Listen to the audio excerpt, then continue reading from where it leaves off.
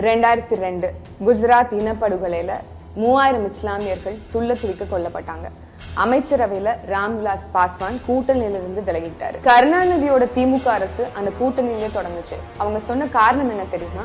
அது அந்த மாநிலத்தினோட உள் விவகாரம் அப்படின்னு.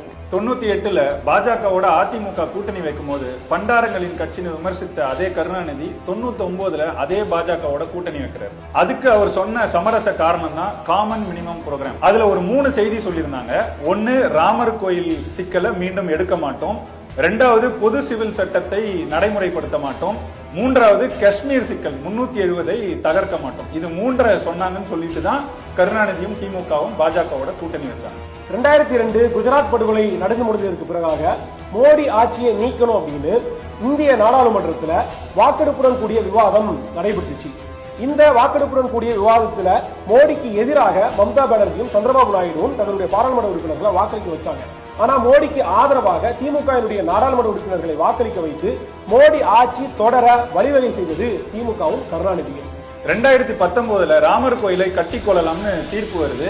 அதை ஆதரித்த ஸ்டாலின் தீர்ப்பை அப்படியே ஏற்றுக்கொள்ள வேண்டும் அறிக்கையும் கொடுத்தார். RSS திராவிட கழகம் போல ஒரு சமூக இயக்கம் அப்படின்னு சொன்னது நாங்க இல்ல, அன்றைய திமுக தலைவர் கருணாநிதி. பாஜக குறித்து தவறான அபிப்பிராயம் சிறுபான்மையின மக்கள் மத்தியில உருவாக்கப்பட்டிருக்குது.